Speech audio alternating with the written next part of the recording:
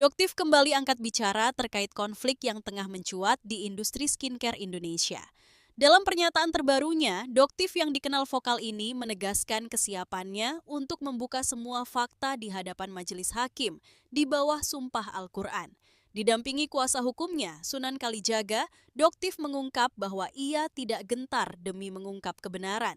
Akan sampaikan saat di persidangan di depan majelis hakim di bawah sumpah Al-Quran, kitab yang sangat Doktif agungkan, ya. Dan bahkan mungkin ya Doktif akan pastikan dengan mengucapkan dengan Allah kesaksian yang Doktif berikan nanti di hadapan persidangan adalah fakta yang sebenarnya. Jadi kalian ya, ini Doktif ngomong sampai bergetar karena akan ada banyak kejutan yang akan Doktif buka di situ. Ia juga mengingatkan pihak FS siap-siap dengan laporan yang dilayangkan pihak NM karena sudah 2 kali mangkir dari panggilan polisi.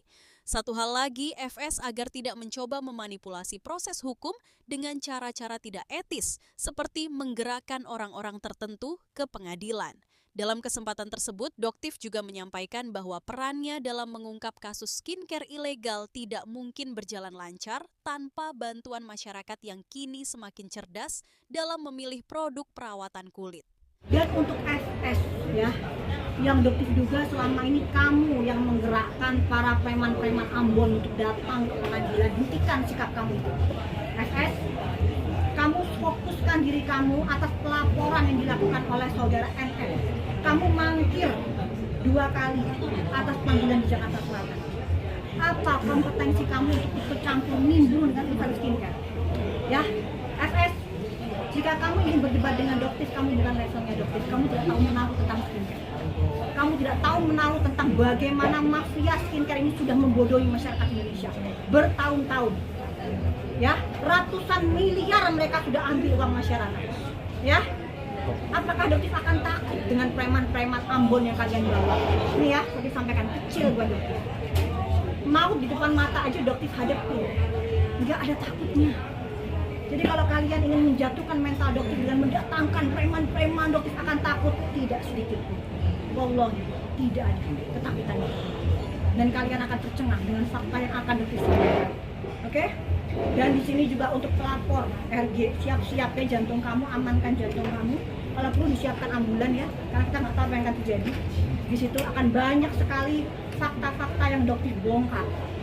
Ya, siapa yang menjatuhkan kredibilitas orang dokter?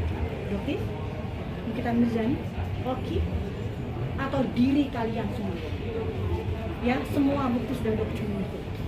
Ya, jadi kalian lihat saja apa yang akan Doktif lakukan. Doktif tidak pernah panik, takut, kabur, tidak ada dalam kamus hidupnya.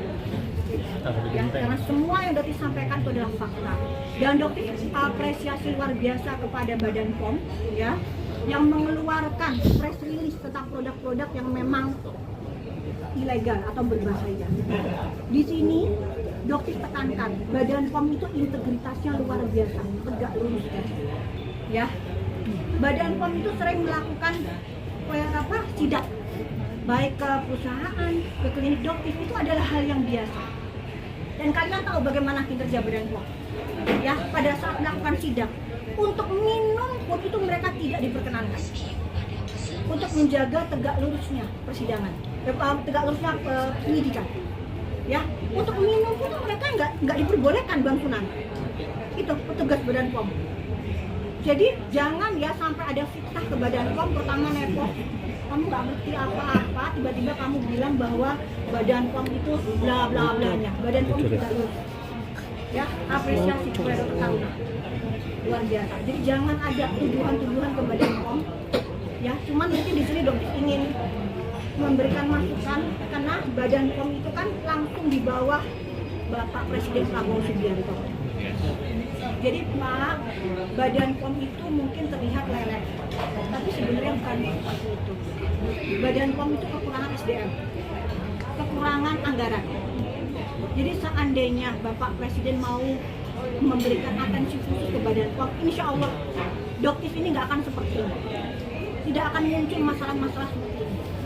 Begitu. Karena Doktif ini melakukan uji lab secara pribadi, dari uang pribadi. ya, tapi nanti kita akan buka seterang-terangnya di persidangan bagaimana fitnah dari RG ke Doktif akan bongkar semua. Saya bukan apa-apa tanpa dukungan masyarakat. Lain halnya, kalau masyarakatnya masih ingin terus dibodohi, maka industri ilegal akan terus merajalela, tegasnya. Doktif itu bukan siapa-siapa ya, kalau nggak ada masyarakat yang semakin cerdas. Ya kalau masyarakat masih mau dibodohin ya Doktif nggak akan ada hasilnya gitu. Menanggapi pertanyaan soal keuntungan dari bisnis skincare ilegal, Doktif menyampaikan bahwa para pelaku usaha skincare ilegal bisa meraup keuntungan. Peringkat pertama diduduki oleh Reza Gladys berdasarkan data yang ia miliki. Dan data-data tersebut akan diungkap di persidangan nanti jika memang diperlukan. Jadi gini ya, keuntungan dari yang Doktif lihat di kalau data. Ranking 1 ditempati oleh Reza Gladys, 150 hingga 120 miliar per tahun. Ya, itu kalian bisa cek di kalau data. Itu salah satu alasannya. Nah, pada saat untuk lebih jelasnya nanti Doktif akan munculkan di persidangan ya. Namun Doktif menegaskan bahwa tidak semua pengusaha skincare menjadi sorotannya. Ia mengapresiasi para pelaku usaha yang bersedia duduk bersama untuk memperbaiki kualitas produknya agar sesuai dengan standar BPOM. Dengan mereka, tidak ada masalah. Kami justru bekerja sama dan semua berjalan tanpa kendala. Mereka bersaing secara sehat, tambahnya. Berbeda dengan owner skincare yang benar, yang lurus. Ya, kalau yang lurus, mereka akan bersama-sama bergabung dengan Doktif. Karena mereka ingin bersaing di kolam yang jernih, pasti bersama-sama. Ingat kasusnya Dr. Angel, ingat kasus dokter yang lain, bagaimana akhirnya mereka memperbaiki dan bergabung bersama dengan Doktif, tidak ada permusuhan sedikit pun.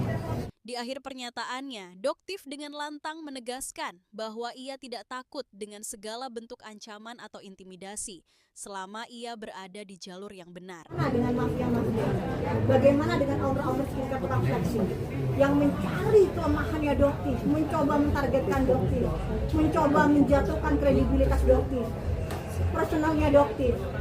Tapi Doktif hingga detik ini, tanggal berapa sekarang? Tanggal 5 Agustus. Sedikit pun tidak cerita melawan kalian. Sementara itu, Sunan Kalijaga selaku kuasa hukum Doktif menyatakan dukungannya terhadap langkah pemerintah yang turun langsung dalam melindungi kesehatan masyarakat dari bahaya produk skincare ilegal. Memang itu sudah tugas dan kewajiban pemerintah melindungi ya kesehatan masyarakat. Ya, jadi jangan segan-segan, memang sudah saatnya. Ya, sudah sekian lama kegaduhan masalah skincare ini, pemerintah harus turun, hadir untuk masyarakat, untuk melindungi kesehatan masyarakat.